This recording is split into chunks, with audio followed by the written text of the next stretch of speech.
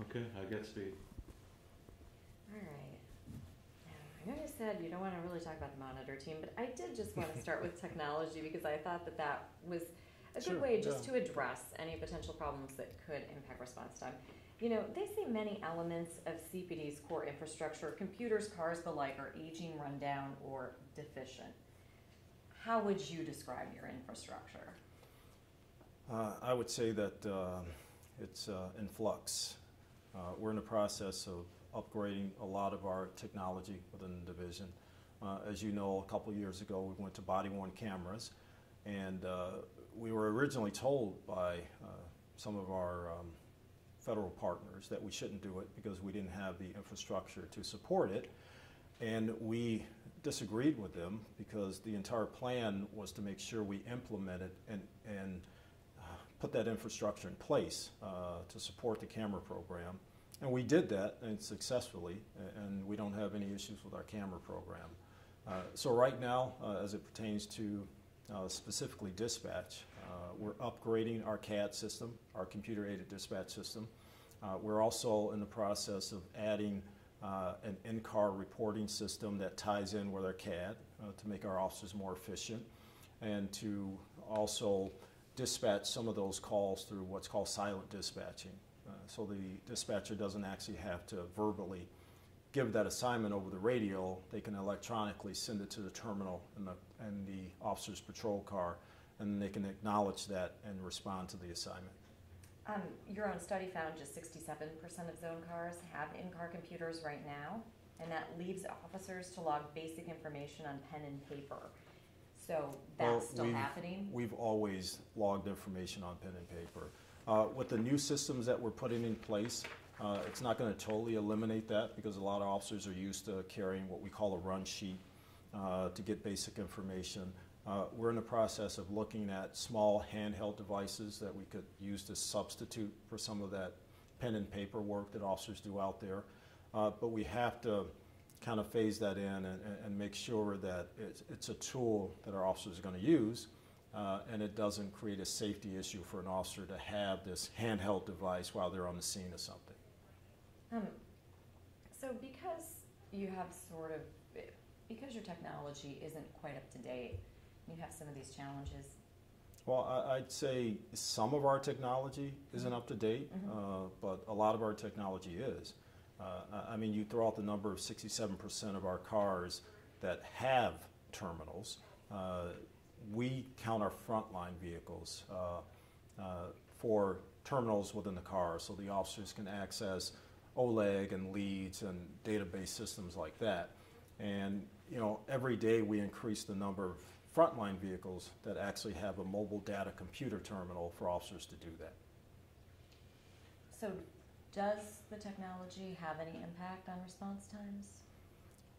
I would say no, because again, we're trying to somewhat improve response times by the silent dispatching, which clears some of the air for the priority 1 and 2 assignments. But you know, there's always a niche for technology to improve your operations, and we're in the process of evaluating anything that can improve our operations within the division. We found, as you know, the average for priority 1 and priority 2 calls from the time the call taker gets the call to the time officers arrive on scene is 17 minutes. Okay. You have a different take. Well, we measure our response times in a couple different fashions. From the time the call is received and gets to the dispatcher, we measure it for our actual response time from the time the officer receives a call from a dispatcher to the time that officer arrives on scene for that call. For a priority 1 assignment, our goal is to get there in under 10 minutes. For a priority 2 assignment, our goal is to get there under 15 minutes. And our current response times and our historical response times have been under both of those numbers. On the way that we analyze the data, what's wrong with looking at from the time somebody makes the call to the time police officers respond? What's wrong with that? Well, I wouldn't say there's anything wrong with it, but there are a lot of factors that play into the time a call is actually received in our dispatch center. Our call takers and dispatchers are always trying to receive additional information, especially if it involves a priority 1 or priority 2 assignment, a life and death call for service, priority 1. So there may be additional time taken to call a complainant back because there's something going on, that person has hung up or we've lost the connection with that person, so we want to call them back to get as much information as possible. Because the more information we can give our officers in responding, we find, and historically and nationally, you can see a better outcome in those assignments themselves. Not just for officer safety, but for safety of the victims and other persons that may be in that area. Given that we found 17 minutes from the time the call comes in to the time officers arrive,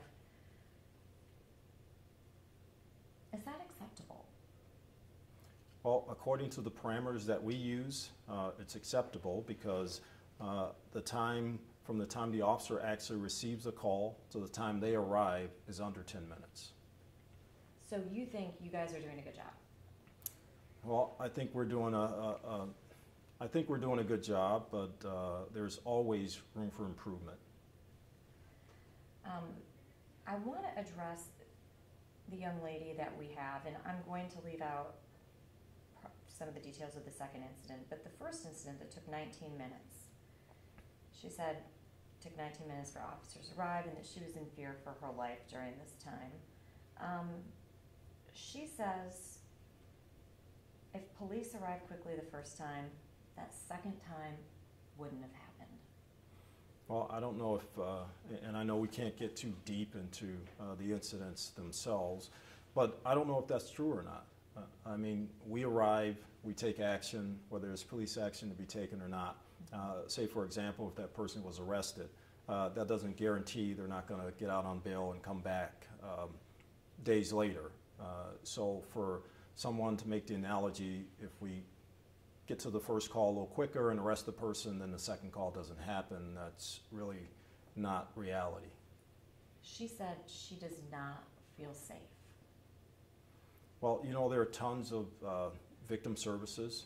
The city itself has a victim witness service center. The county also has those type of services for victims. Anytime a person doesn't feel safe, if there's something going on right now, they can definitely dial 911. Our officers are going to respond in under 10 minutes. Anytime that we can assist a victim, whether it's domestic violence or anything like that, physical assault to a person where they don't feel safe, then again, there are tons of services on the city side and the county side to assist them in getting them to either a safe location, the services they need as far as counseling, and probably a myriad of other services. But she says she doesn't feel safe because she doesn't feel like police will be there to protect her. Well, it's not just about police protecting her, because we can't be everywhere at once. I mean, that's one person in a city of over 300,000 people. With 1,500 officers, approximately 1,000 of those officers in the patrol section. So, you know, for a person that doesn't feel safe because they don't think we'll get there in time, you know, we do our best to get there as fast as possible on every call for service. And if that person really doesn't feel comfortable with that, then again, I would advise them to take other measures, such as different locations, and you can get assistance on whether that person wants to move to a different location, where that perpetrator doesn't know they're at. Again, there are tons of services out there to assist people in that regard. Well, let's talk about non-priority calls. Totally different ballgame in many ways. Mm-hmm. The average we found for those is an hour and a half, which is, you know, doesn't really make a difference if you're going to solve a crime, right? If you're getting animal complaint, minor break-in. But we also found more than 10,000 calls where it took at least 3 hours, and about 2,300 where it took 6 hours or more. We even found one where it took 25 hours for officers to show up.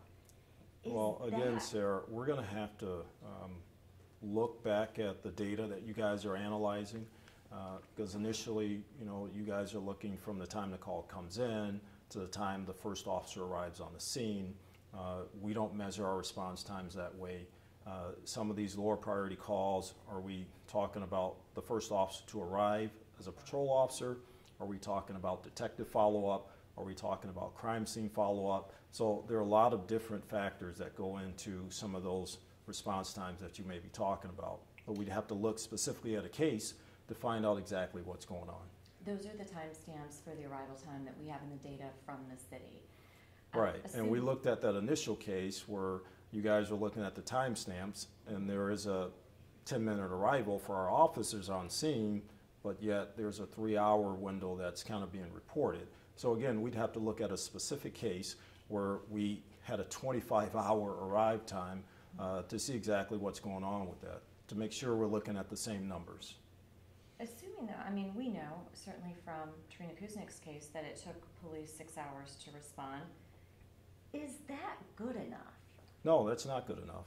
And, you know, that district commander actually went there personally to talk to the family and to see what else we can do in that situation itself. It was explained to me, and by looking at the records for that day, District 5 was extremely busy with priority assignments. Unfortunately, a burglary without a suspect on scene is a priority 3 assignment. Some of those calls you just mentioned with a response time of 45 minutes, an hour, or things like that. So if our officers are tied up on multiple shooting scenes, we're probably not going to respond to a burglary where the suspect is not there in, you know, what people would believe to be a timely fashion. I get it. But what's your goal for these lower priority calls? A priority 3 response time is under 30 minutes, and a priority 4 is under 45 minutes. Are you meeting That's those? the goal. Are you We make meeting- those a lot of times, but not all the time.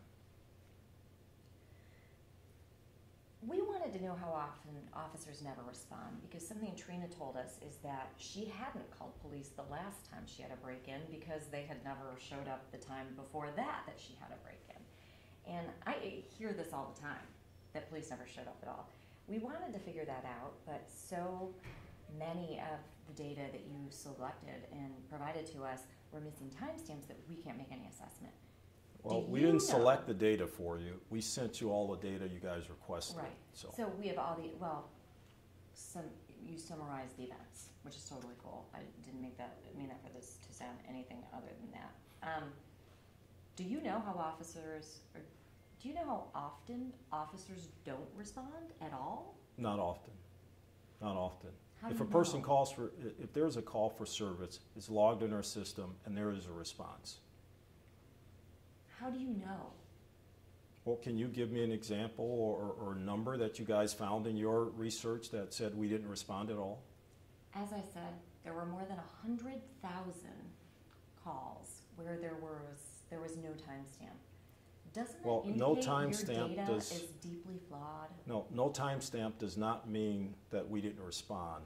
For example, if there is a report of an accident on I-90, you may have 15 people calling in that accident.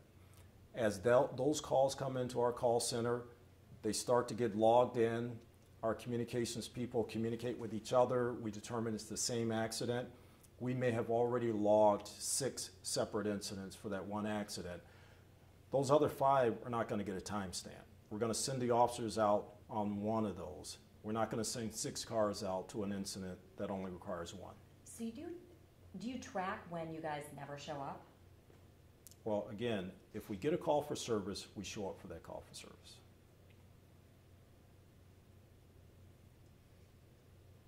That's, again, Trina's words were that in the past, she found officers, we hear that all the time, Chief, that people call police and they never show up. Well, I don't hear that. And again, I talk to people every day. And I encourage people, if we don't show up, to call my office and make a complaint so I can find out why we're not showing up. So I do want to address this. We know at Trina's break-in, no evidence was gathered. Is that the policy, or was a mistake made?